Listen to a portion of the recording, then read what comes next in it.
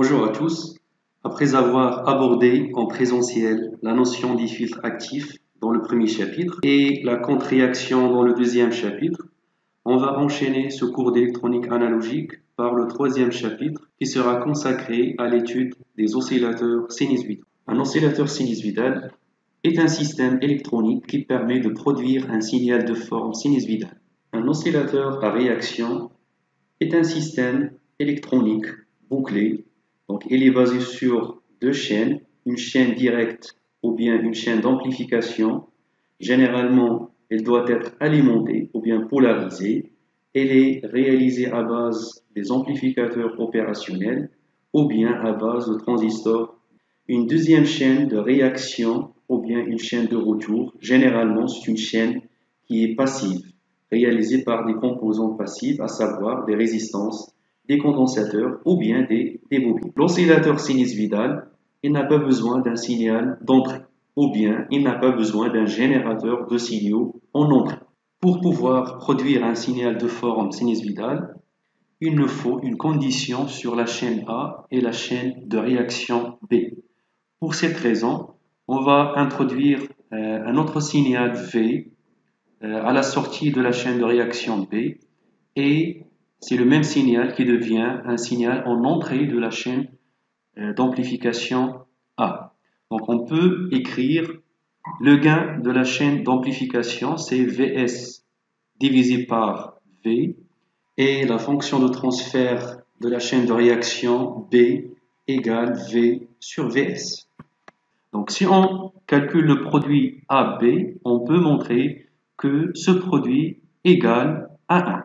Donc là, nous avons une fonction complexe au niveau de l'oscillation, elle est égale à un réel qui est égal à 1. Donc à partir de cette condition, on peut montrer aussi une condition sur le gain. Donc le gain AB égale 1 et aussi une condition sur le déphasage. Donc l'argument de AB égale à 0.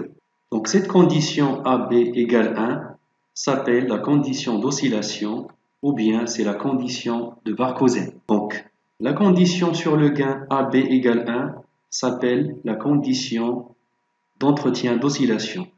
Et la condition pour le déphasage, l'argument de AB égale 0, donc c'est une condition qui permet de déterminer la fréquence d'oscillation. On peut aussi établir cette condition d'oscillation en introduisant la notion de la fonction de transfert en boucle ouverte.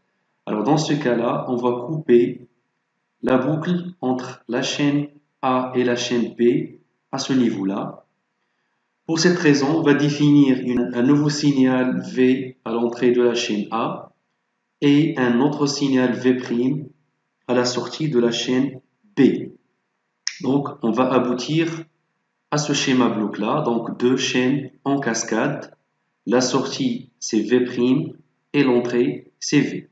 Donc, la fonction de transfert en boucle ouverte, tout simplement, c'est V' sur V.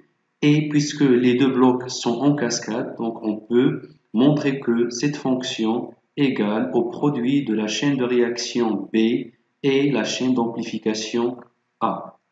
Donc on peut utiliser la condition d'oscillation avec la fonction de transfert.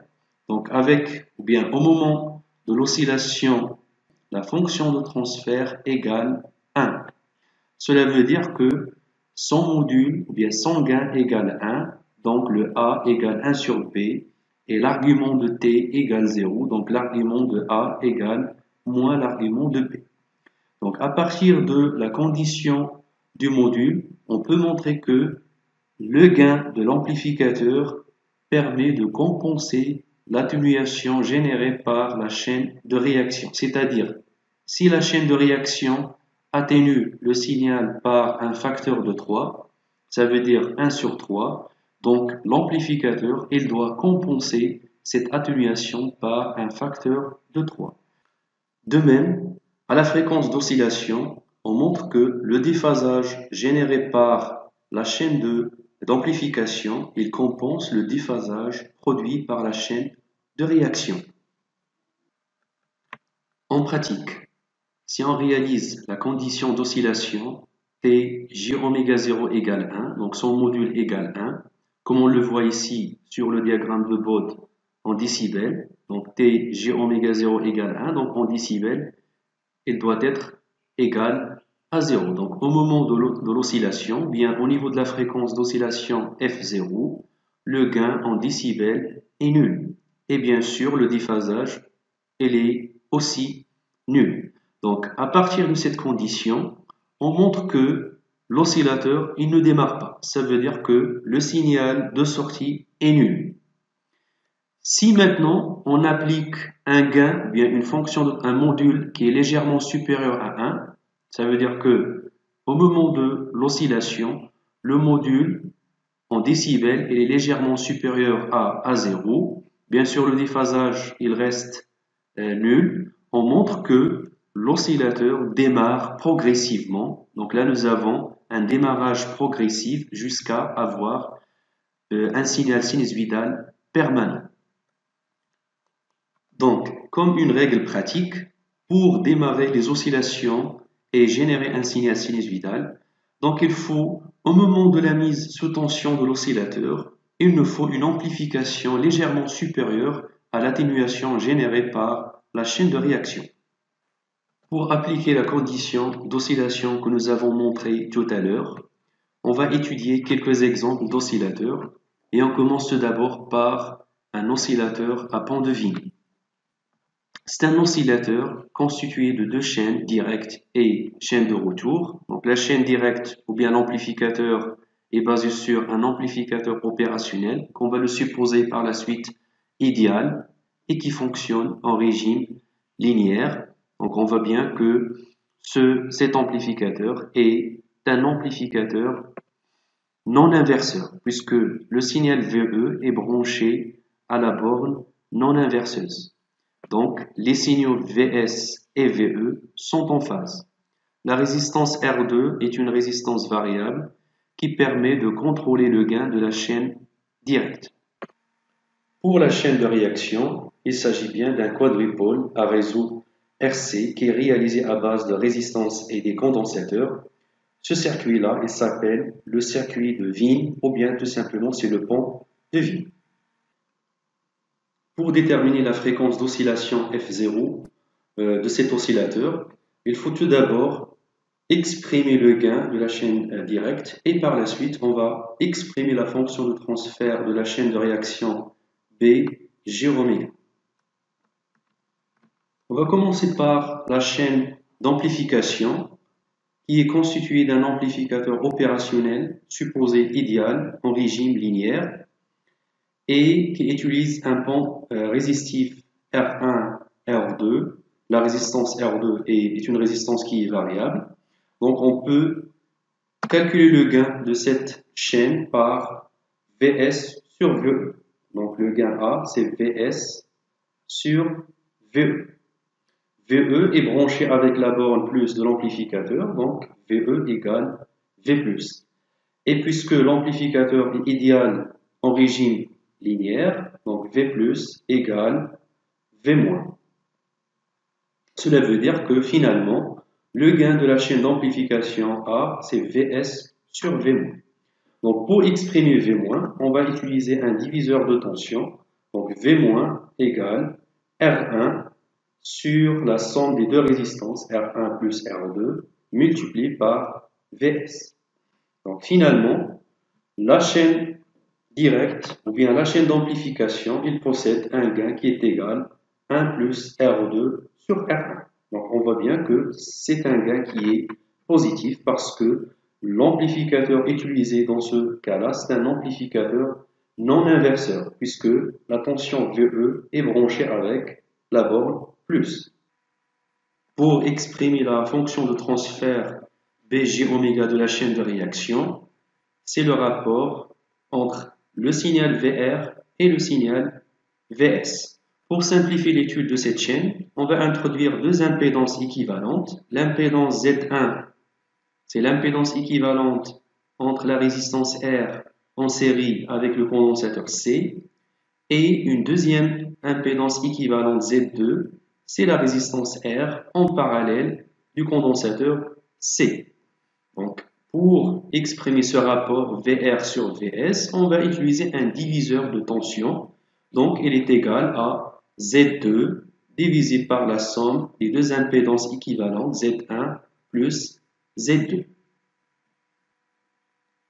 Après quelques manipulations mathématiques, la fonction de transfert de la chaîne de réaction est donnée par la forme suivante. On montre bien que c'est une forme d'une fonction de transfert d'un passe-bande.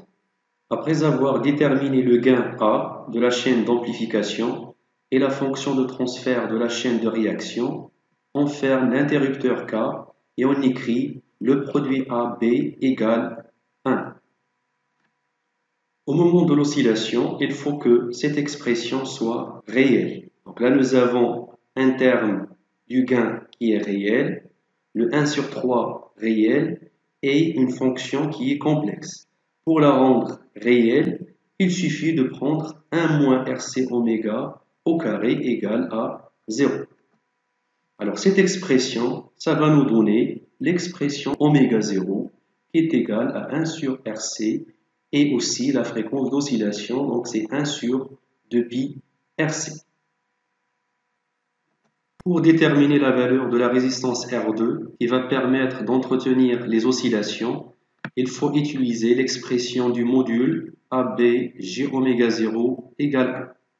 Sachant que le 1 moins RC oméga 0 au carré égale 0, cela va permettre de simplifier le 3G RC oméga et par la suite de donner l'expression du module 1 sur 3, 1 plus R2 sur R1 égale 1. Cela va permettre de décrire que la résistance R2 égale 2 fois la résistance R1. Pour démarrer les oscillations, il faut que le module de cette expression soit légèrement supérieur à 1. Donc, pour démarrer les oscillations, il faut choisir une résistance R2 légèrement supérieure à 2 fois la résistance R1. Pour déterminer la fréquence d'oscillation, on peut utiliser une deuxième méthode basée sur le déphasage. Au niveau des oscillations, l'argument de AB égale à 0. Donc l'argument de 1 plus R2 sur R1, donc c'est l'argument de l'amplification, plus l'argument de JRC oméga, moins l'argument de 1 moins RC oméga au carré, plus 3JRC oméga égale à 0. Sachant que le 1 plus R2 sur R1 est un réel positif, donc son argument est nul. L'argument de JRC oméga égale pi sur 2 et l'argument de 1 moins RC oméga au carré plus 3JRC oméga égale à l'arc tangent de 3RC oméga divisé par 1 moins RC oméga au carré. Ce qui permet d'écrire l'arc tangent de 3RC oméga sur 1 moins RC oméga au carré égale à pi sur 2. Donc c'est une expression qui est vérifiée si le 3RC oméga sur 1 moins RC oméga au carré tend vers plus l'infini. Et donc par la suite, c'est lorsque 1 moins RC oméga au carré tend vers 0 et on peut déduire oméga 0 c'est 1 sur RC et aussi la fréquence d'oscillation c'est 1 sur 2pi RC.